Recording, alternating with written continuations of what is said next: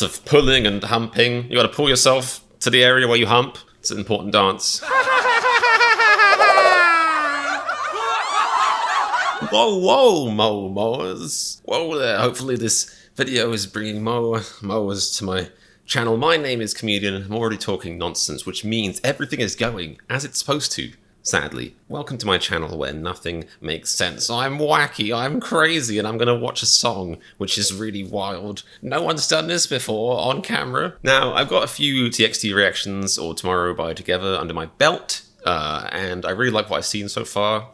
Really appreciated the artistry and the lyricism. Mostly I get behind the lyrics because I'm an English major, a nerd, and somebody who has too much time on their hands, and somebody who makes language into just a miserable, tortuous experience where one word becomes 5 million and one story becomes, well, about 2 or 3.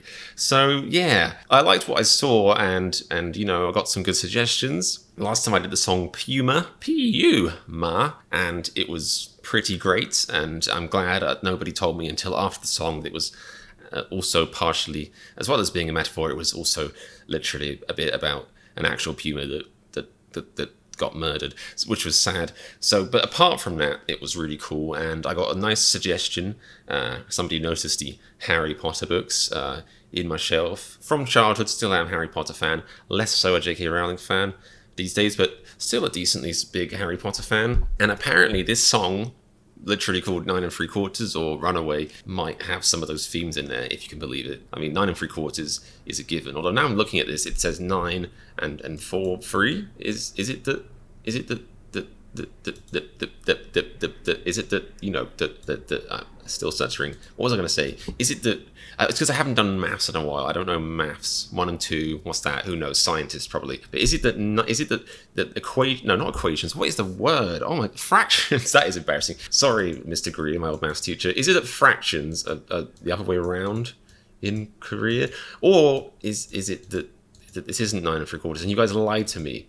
Well, let's just say this is 9 3/4, 9 4/3, and that's definitely Harry Potter related. This Runaway, well, Harry was running away from Voldemort and his feelings. So yeah, it's gonna be related. I'm sold. So I'm gonna give a big thank you to EOS Jones for suggesting this video. Thank you very much. Hopefully I like it. If I don't, I'll be so angry at you, EOS. But yeah, let's get going. If you're a TXT fan, make sure you subscribe. I'm gonna keep doing these bad boys one way or another. If you like it or not, like the video. Let's get going. It's a big hit banger. Let's keep an eye on my battery. It is getting low. Don't do this to me, camera. I've got important things to do today. Like, watch this.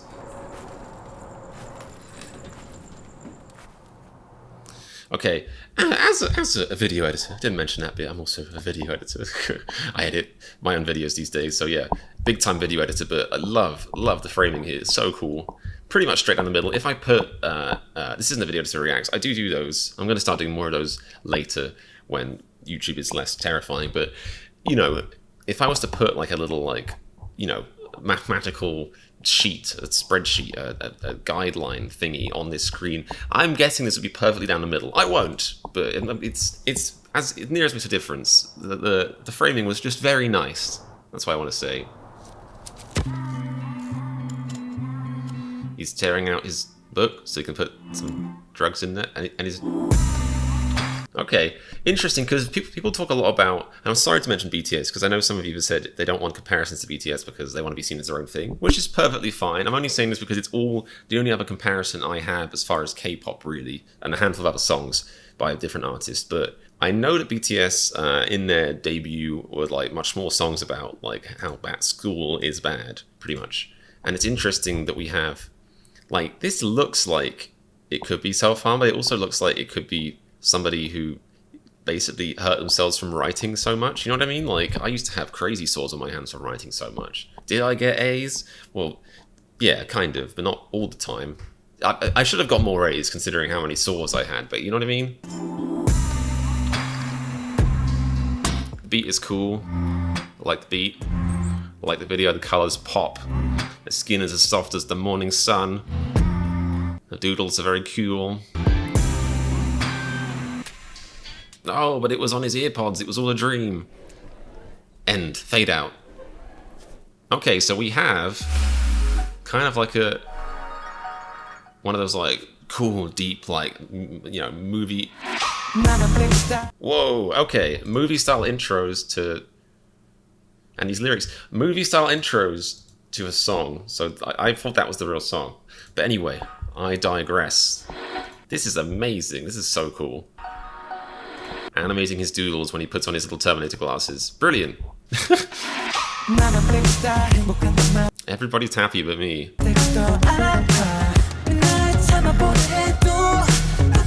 I love I guess I don't have a massive sample size, you know, 2 or 3 out of probably thousands or millions if you include the ones that didn't make it, but I love how so many of these huge K-pop bands are talking about serious mental health issues that in a way that you aren't really seeing so much from like Western bands. I mean, if that alone is the reason that they're succeeding right now, then hats off to them, and it's well deserved, because this is the most important topic, one of the most important topics we could be talking about as a society.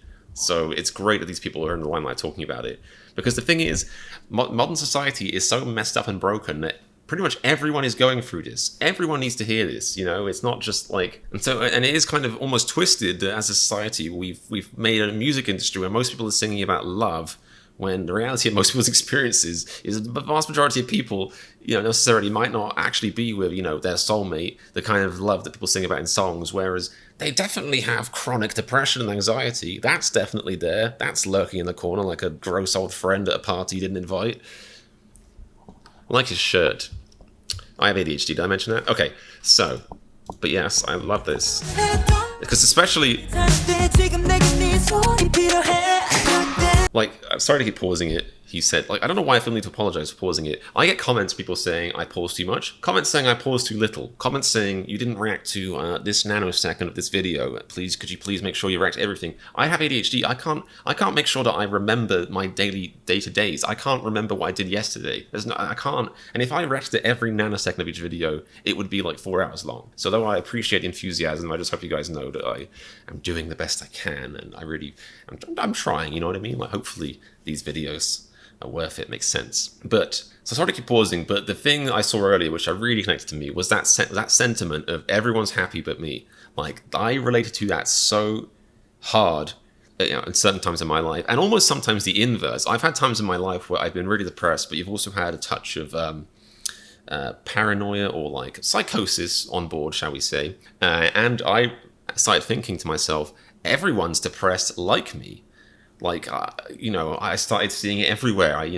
Like my friend's mum having vodka after work, which is, you know, she was a nurse, a lovely lady. And, you know, if you work as a nurse and you see some shit in a hospital, then absolutely have a vodka at night. But it was just the mindset I was in. I was convinced everyone feels as empty and as sad as I do. I would see it everywhere. I was convinced everyone was going through life pretending to be a person like me. It wasn't a great time in my existence, but I love that these kind of sentiments are just the first line of a pop song now. Or a K-pop song.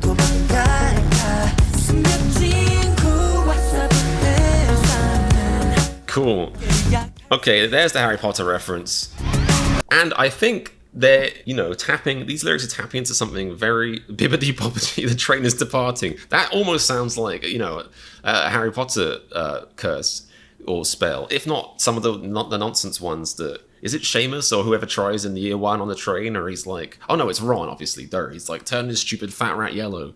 Like, this sounds like the kind of thing that Fred and George had told him. Yeah, if you say bibbidi bobbidi train departing, if you're on a train, it's late, just say bibbidi bobbidi train departing and you'll be on time. And every muggle on the carriage is looking at him like, why is he waving that stick around? I think I just made a whole fan fiction there. But I think they've really tapped in with this lyric into why Harry Potter was so successful. Because reading it as an adult, it's still an incredible book series, and obviously, like, I'm not trying to knock J.K. Rowling's writing at all. Like, I don't think it's, you know, anytime I hear anyone saying it's not actually well written, it's just pretension, because, you know, it's all like objective anyway, or subjective or whatever. I always get those two mixed up, which is awkward. It leads to lots of awkward situations, but it's all something anyway. But, you know, they are very well written, at least.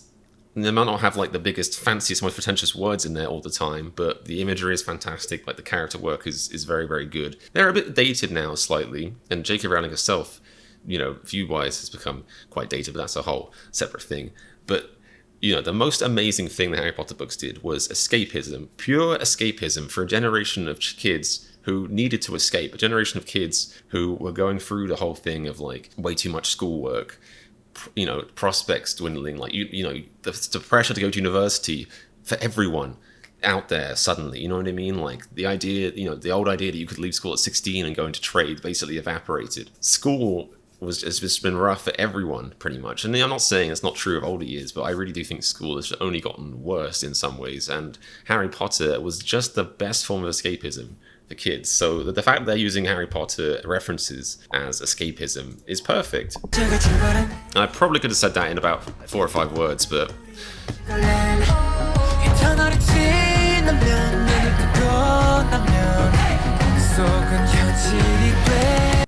I wonder at what age K-pop stars are not allowed to do songs about them being in school anymore, like 24, 23. Looking very serious with those earrings. I like that little musical refrain. Give me an answer. Like, if school exams had somebody in the corner being like, give me an answer. Which multiple choice test answer is it? Give me an A.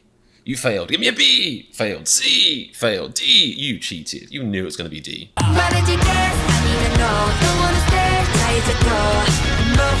Lots of pulling and humping. You got to pull yourself to the area where you hump. It's an important dance. The magic named Us, interesting. Is Us friendship?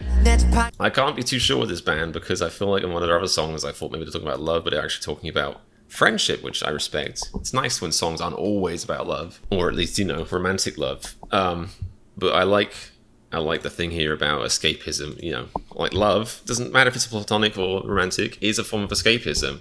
Just like the Harry Potter books, which I am actually reading right now. But I haven't read them in like years, so it's just a pure coincidence actually. Aww. We can all read Harry Potter together in a circle and drink hot chocolate.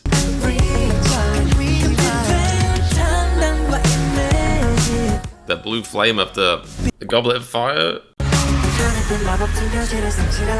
I really like the very playful, like it's the theme, the vibe of the chorus is flawless as far as like magical, like playfulness, like kind of youthful wackiness, something secret and forbidden, like it's perfect.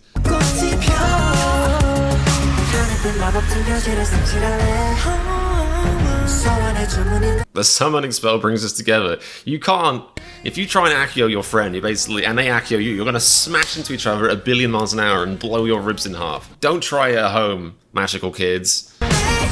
Take it from a muggle. That's like the church dad running to school dance. Hey kids!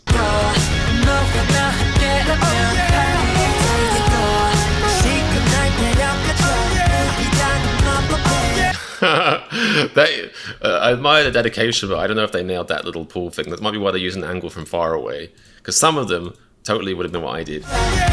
It didn't quite nail the stay stiff as a board. They were like, water. Like, yeah, I would do the exact same thing. Oh man, is this the secret entrance to Hogwarts under the pool? It might well be. Oh, they're in the Forbidden Forest. I don't remember Harry going through the pool flaps to the Forbidden Forest, but maybe the translation for, Korea was a bit different.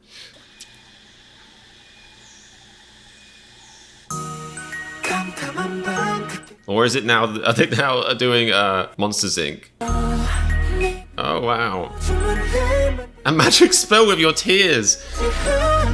So there will be no more tears. Is that how cheering someone up works?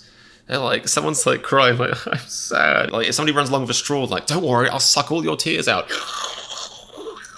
It's gonna be awkward. It's gonna go on a while. It's not gonna work. Obviously, it'll work temporarily, but then they'll rehydrate themselves, and then it'll just be a problem again.